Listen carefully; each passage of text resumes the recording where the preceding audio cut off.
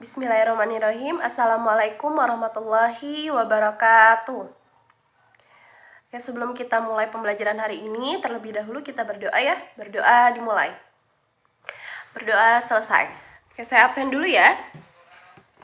Siti Nur Sidaya ada? Ini hadir semua. Pertahankan ya untuk kehadirannya. Oke, untuk hari ini saya harap semangat semuanya. Ya, harus semangat ya. Kita harus semangat dalam menimba ilmu. Langsung saja kita masuk ke materi pada hari ini. Sebelum saya memberikan materi, ada yang tahu materi hari ini itu tentang apa? Ya? Apa, Wilda? Ya, betul sekali. Materi hari ini adalah tentang format teks laporan percobaan. Kalau pertemuan sebelumnya kita membahas tentang menelaah struktur dan ciri kebahasan teks laporan percobaan. Nah, untuk pertemuan kali ini kita membahas tentang cara menyajikan teks laporan percobaan. Seperti itu ya, berdasarkan format yang benar. Oke, sebelum kita memasuki ke materi format teks laporan percobaan, kita harus mengetahui dulu mengapa di dalam teks laporan percobaan itu dibutuhkan format yang benar. Oke, seperti ini ya. Jadi, ketika kita ingin menyusun sebuah teks laporan percobaan, kita harus mengacu pada format teks laporan percobaan. Kenapa? Karena pada saat kita menyusun teks laporan percobaan itu, syaratnya harus disusun secara sistematis. Ada yang tahu sistematis itu apa? Iya, silakan Faris. Apa?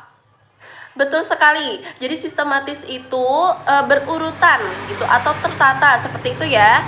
Nah, sehingga dengan kita mengacu pada format, kita dapat menyusun teks laporan percobaan dengan benar seperti itu. Kenapa? Karena agar memudahkan pembacanya untuk menemukan informasi dari teks laporan percobaan yang kita buat. Seperti itu. Sampai di sini paham manfaat format? Setelah kita memahami manfaat dari format teks laporan percobaan ini, kita masuk ke apa saja yang ada di dalam format teks laporan percobaan. Seperti itu ya.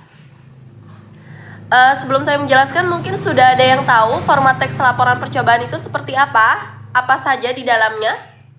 Iya, silakan Wela. Betul sekali. Jadi, format teks laporan percobaan itu terdiri dari judul laporan percobaan, lalu yang kedua adalah tujuan, yang ketiga adalah alat dan bahan, yang keempat prosedur atau langkah-langkah atau nama lainnya juga bisa disebut cara kerja, yang kelima adalah hasil percobaan, dan yang terakhir adalah simpulan. Betul sekali. Penulisannya. Jadi di bagian paling atas itu adalah judul. Lalu di bawah judul itu sebelum tujuan itu kalian isikan nama dan kelas atau identitas penulis seperti itu ya. Lalu diisi tujuan. Sampai di sini ada yang mau ditanyakan? Paham ya? Oke, paham.